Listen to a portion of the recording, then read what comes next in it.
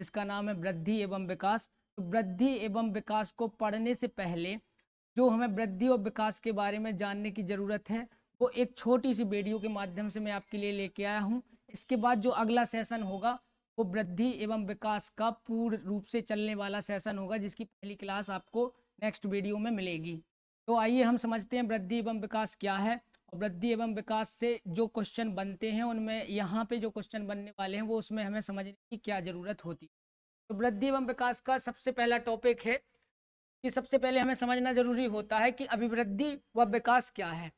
अगर देखा जाए तो अभिवृद्धि का अर्थ लगाया जाता है जो हमारी शरीर में या शारीरिक रूप से होने वाली जो वृद्धि होती है वो हमारी अभिवृद्धि कहलाती है।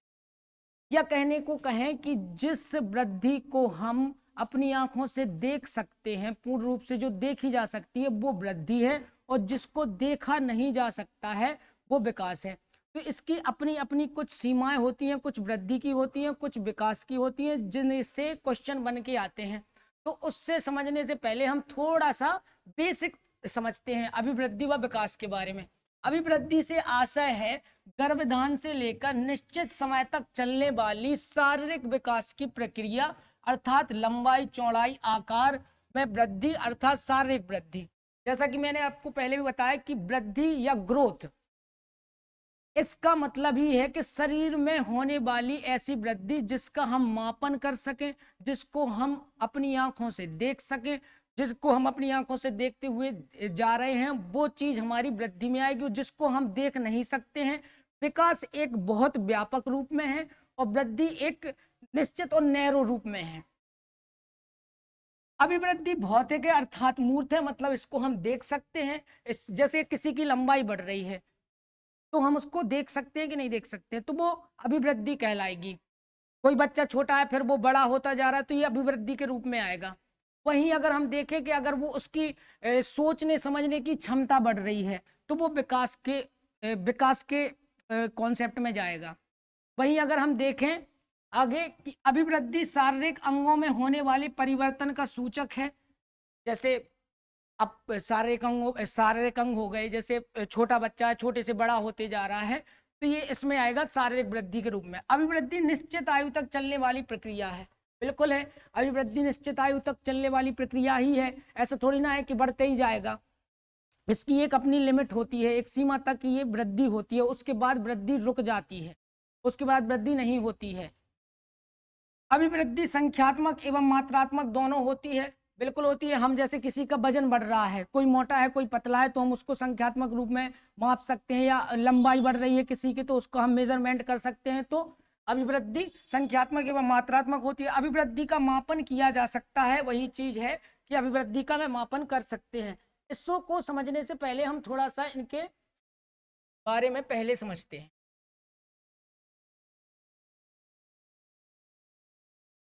यहाँ पे मैं आपको समझाऊंगा विकास और वृद्धि में थोड़ा सा अंतर, जो उसके बाद में आपको पूरी तरीके से इनका अंतर अलग से पढ़ाऊंगा, लेकिन उसको समझने से पहले इनके जो आने वाले शब्द हैं उनको मैं कैसे आपको डिफाइन करता हूँ, यहाँ पे मैं आपके लिए इन चित्रों के माध्यम से समझाने की कोशिश करता हूँ। जैसे ये अगर इसको देखें तो इसको हम विकास के रूप में देख सकते हैं और इसको देख सकते हैं हम वृद्धि के रूप में। अब जैसे ये लड़की अपनी हाइट को मेजर कर रही है तो ये किस रूप में, जैसे इसका शरीर की शरीर शारीरिक वृद्धि हो रही है तो वृद्धि इसमें जाएगी। ये अपनी लंबाई को माप रही है तो ये लंबाई हो गई, चौड़ाई हो गई, वजन हो गया, ये सब किस में जाएंगे, जिसको हम आंखों से देख सकते हैं। अर्थात वृद्धि क्या होती है, मूर्त होती है। वृद्धि क्या होती है, मात्रात्मक होती है। वृद्धि क्या है, मात्रात्मक होती है, मूर्त होती है। वृद्धि एक निश्चित समय तक चलती है, ये क्या है, एक निश्चित समय तक चलने वाली है। तो वृद्धि एक बिल्कुल संकुचित रूप में है, सीधा सा मतलब है वृद्धि का शरीर में होने वाले परिवर्तन जिनको हम देख सकते हैं। कोई मोटा हो रहा है, कोई पतला हो रहा है, कोई लंबा है, कोई बौना है। वहीं अगर हम विकास में जाएं तो विकास में क्या आता है, जैसे विकास एक मैं आपको समझाऊं, जैसे विकास है, देखिए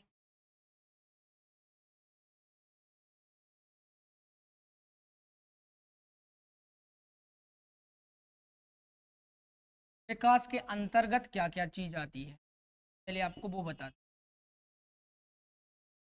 जैसे एक छोटा बालक है, ध्यान से समझना आप लोग, जैसे एक छोटा बालक है, उसको ये भी नहीं पता रहता कि किस सिचुएशन में रोना चाहिए और किस सिचुएशन में रोना नहीं चाहिए। वो आपको किसी भी सिचुएशन कोई भी हो, अगर उसकी जिद है तो वो रोने लगेगा। वहीं अगर वो थोड़ा सा बड़ा हो गया तो उसको ये समझ आ जाएगी कि मुझे इस सिचुएशन में अब जिद करनी चाहिए या नहीं करनी चाहिए। तो ये कौन सा डेवलपमेंट हुआ उसका, ये हुआ उसका मानसिक रूप से या इमोशनल रूप से डेवलपमेंट हुआ। ये वैसे इमोशनली डेवलपमेंट हुआ कि अगर जैसे वो किसी चीज के लिए मान लो जिद कर रहा है, वो रो रहा है, और वहीं दूसरी तरफ जब वो बड़ा हो गया, थोड़ी सी उसकी एज बढ़ गई, थोड़ा सा उसका डेवलपमेंट हुआ, तो वो सीख गया कि इमोशन कंट्रोल कैसे करते हैं। तो ये कौन सा विकास हुआ उसका, ये हो गया उसका संवेगों पर कंट्रोल होगा, इमोशन पर तो हो गया संवेगात्मक विकास। ये कौन सा हो गया, संवेगात्मक हो गया।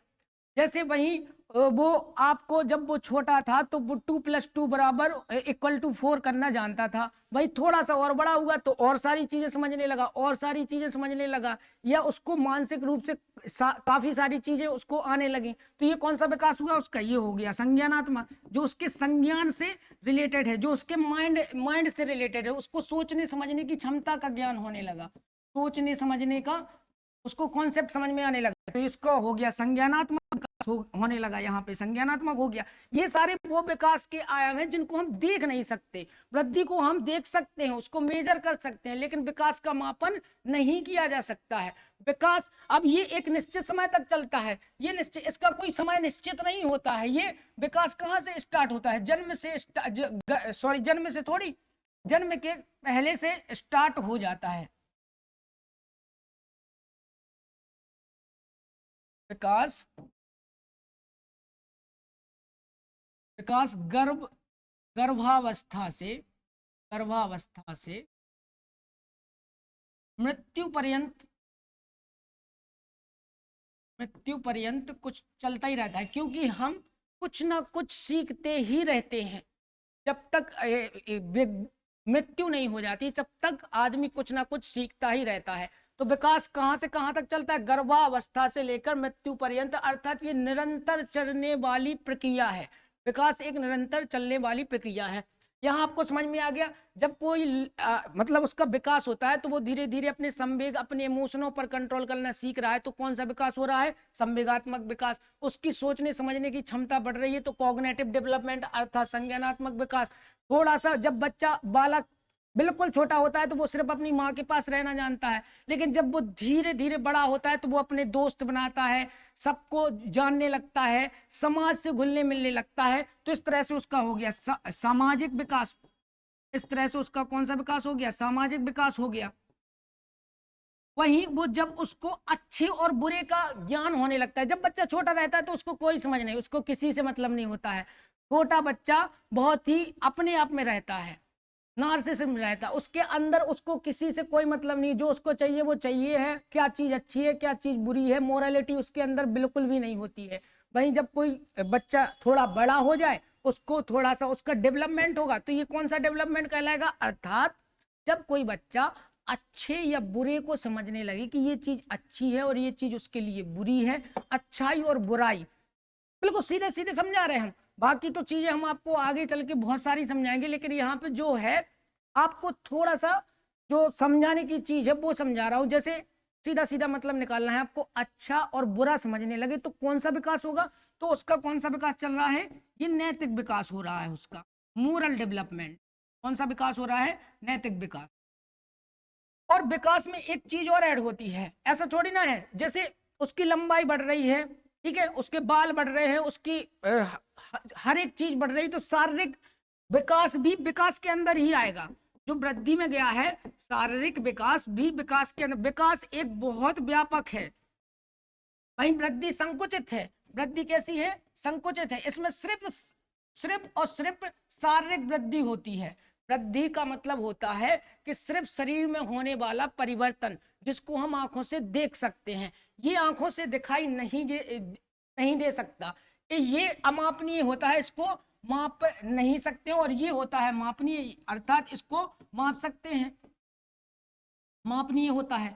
और ये कैसा होता है, वृद्धि कैसी होती है, मात्रात्मक तो होती है। जब आप किसी लंबाई, किसी का वजन माप रहे हैं तो वो कैसा होता है, मात्रात्मक होता है। वही विकास के अंदर जब शारीरिक विकास भी आ जाता है तो शारीरिक विकास से क्या रिलेटेड है, वृद्धि रिलेटेड है। तो वृद्धि भी विकास के अंदर ही आ जाती है। विकास एक व्यापक डोमेन है, बहुत बड़ा है, मल्टी डायमेंशनल है, व्यापक है।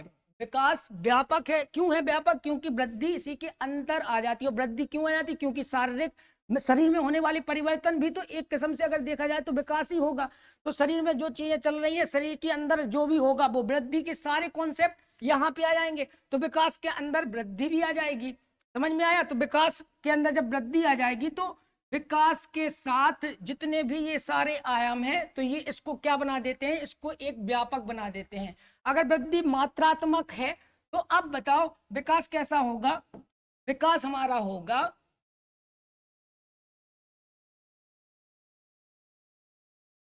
विकास कैसा होगा, वृद्धि अगर मात्रात्मक है तो देखो विकास के ये सारे जो डोमेन हमने आपको बताए हैं इनका कोई भी मेजरमेंट नहीं कर सकता। मतलब ये कैसा है, गुणात्मक है। ठीक है, ये कैसे हैं, गुणात्मक हैं। गुणात्मक है और साथ में जब ये गुणात्मक है और साथ में इसमें शारीरिक विकास भी जुड़ा है तो कैसा है, मात्रात्मक भी तो है विकास। अर्थात विकास गुणात्मक भी होता है, मात्रात्मक भी होता है। वृद्धि केवल मात्रात्मक होती है। वृद्धि निश्चित आयु तक चलती है, निश्चित सीमा होती है। विकास की कोई निश्चित सीमा नहीं होती है। विकास मल्टी डायमेंशनल होता है, वो कई दिशाओं में चारों तरफ चलता रहता है। उसके साथ कितने सारे लोग जुड़े हैं, संवेगात्मक विकास, संज्ञानात्मक विकास, सामाजिक विकास, नैतिक विकास, भाषा विकास।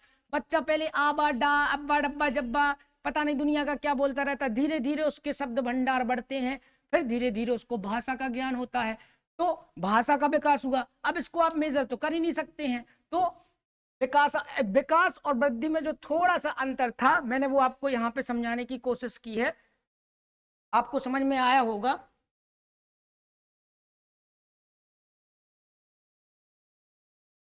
अब देखो बाल विकास की, यहाँ पे सबसे पहले हम पढ़ते हैं बाल विकास की अवधारणा।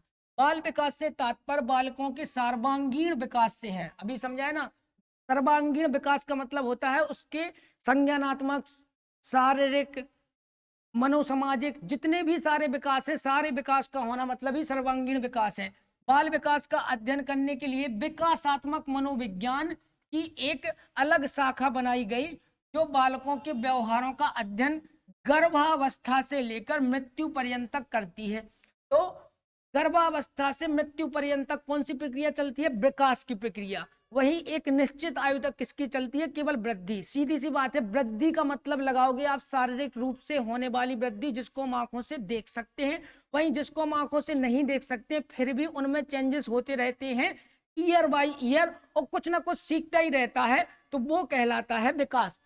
विकास एक व्यापक रूप है, परंतु वर्तमान समय में इसे बाल विकास में परिवर्तित कर दिया। पहले ये क्या था, बाल मनोविज्ञान कहलाता था, क्योंकि बाल मनोविज्ञान में केवल बालकों के व्यवहारों का अध्ययन किया जाता था, जबकि बाल विकास के अंतर्गत उन सभी तथ्यों का अध्ययन किया जाता है जो बालकों के व्यवहारों को एक निश्चित दिशा प्रदान करने में सहायता प्रदान करते हैं।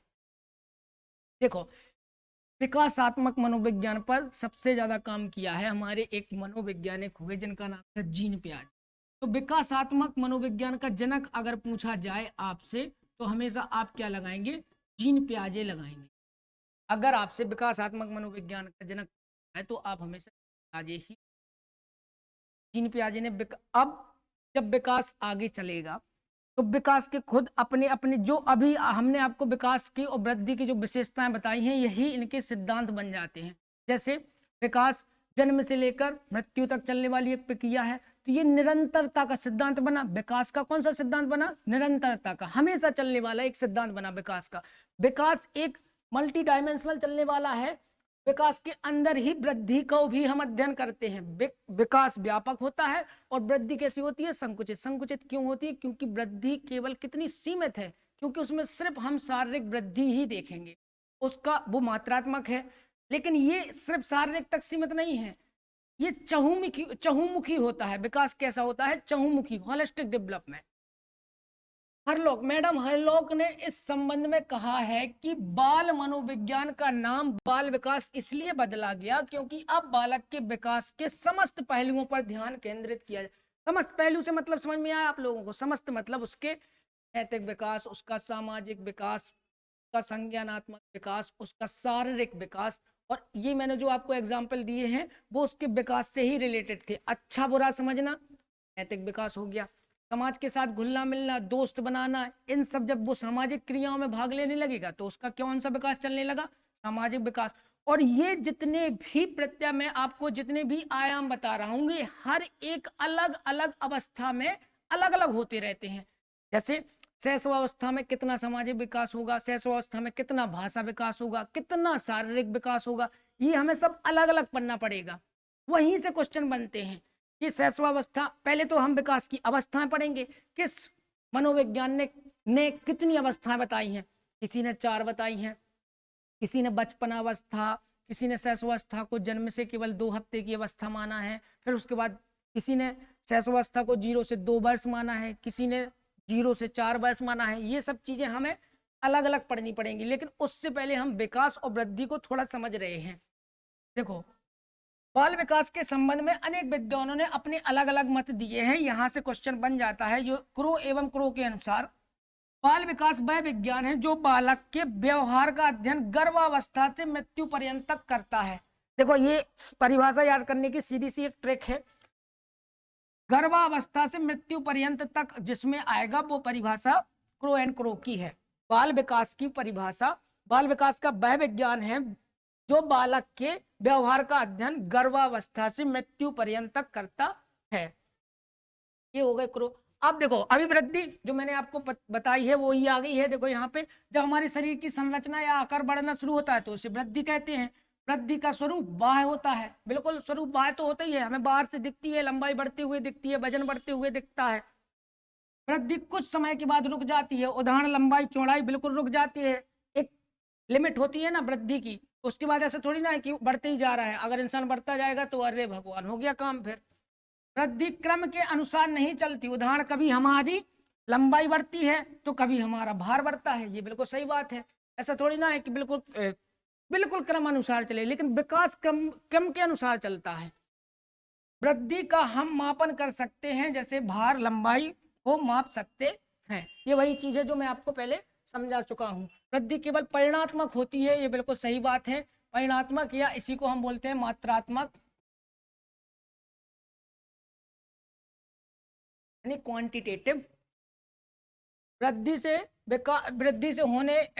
होने से विकास हो भी सकता है और नहीं भी हो सकता है। सही बात है। जब कोई आदमी मोटा होता जा रहा है तो उसकी वृद्धि हो रही है, परंतु ये जरूरी नहीं है कि मोटा होने से उसका क्रियात्मक विकास भी बढ़ेगा।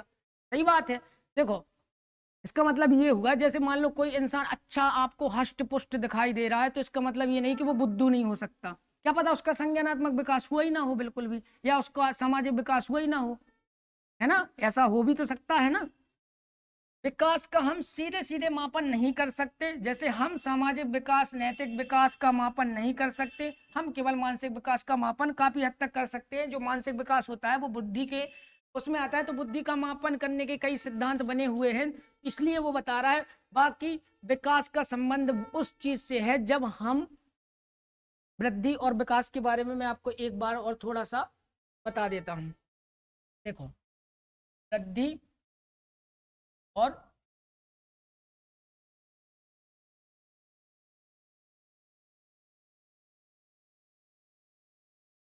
जैसे वृद्धि कैसी होती है? मात्रात्मक होती है। मात्रात्मक, कहीं कहीं आपको परिणात्मक भी मिलेगी, परिमाणात्मक।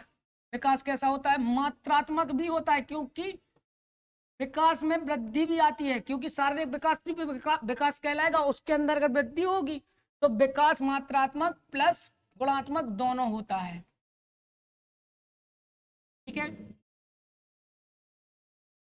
इसका क्या होता है? निश्चित समय होता है। वृद्धि एक निश्चित समय तक तो होती है, इसका क्या होता है? एक निश्चित समय होता है। विकास का कोई निश्चित समय नहीं होता है। ये क्या होती है? जन्म से लेके गर्भावस्था से लेके मृत्यु पर्यंत तक चलती है।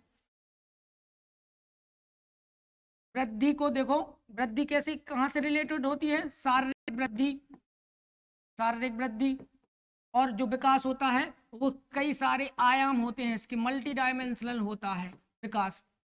ये कैसी होती है, ये संकुचित होती है, केवल शारीरिक तक सीमित है, लेकिन व्यापक रूप में कौन है, व्यापक रूप में है विकास। अब जैसे इसके कई सारे आयाम हैं, जैसे ये सिर्फ शारीरिक वृद्धि, इसमें क्या क्या आता है, देखो सामाजिक आता है, ये सामाजिक आता है, नैतिक आता है, नैतिक विकास हो गया हमारा, भाषा विकास हो गया हमारा, है ना, संज्ञान हो गया हमारा, संज्ञानात्मक विकास हो गया। इस तरीके से जो थोड़ी बहुत अंतर थे मैंने वो आपको समझा दिए। वृद्धि और विकास के बारे में सिर्फ हमें इतना ही समझना था। इसके आगे की जो प्रोसेस है मैं वो आपको अगले वीडियो में लेके आऊँगा। अगले वीडियो में हम विकास के सिद्धांतों को पढ़ना चालू करेंगे, जहाँ से क्वेश्चन बहुत सारे बनते हैं। यहाँ से हमें सिर्फ एक छोटा सा आइडिया चाहिए था कि विकास और वृद्धि आखिर इन दोनों में अंतर क्या है और ये दोनों क्या कहलाती हैं। समझा है कि वृद्धि एक संकुचित है, विकास व्यापक रूप में है। विकास इतना व्यापक है कि उसके अंदर वृद्धि भी समाहित हो जाती है। विकास के कई सारे आयाम हैं, कई सारे आयाम का मतलब चहुमुखी होता है। विकास एक वर्ड आता है ये चहुमुखी। विकास कैसा होता है, चहुमुखी होता है, क्योंकि सामाजिक, संज्ञानात्मक, नैतिक, भाषा, ये सारे कौन से हैं, इसके आयाम हैं और यही इसको चहुमुखी विकास बनाते हैं। और विकास और वृद्धि से संबंधित ये छोटा सा टॉपिक आपको कैसा लगा जरूर बताइएगा। अगली वीडियो में विकास की सिद्धांतों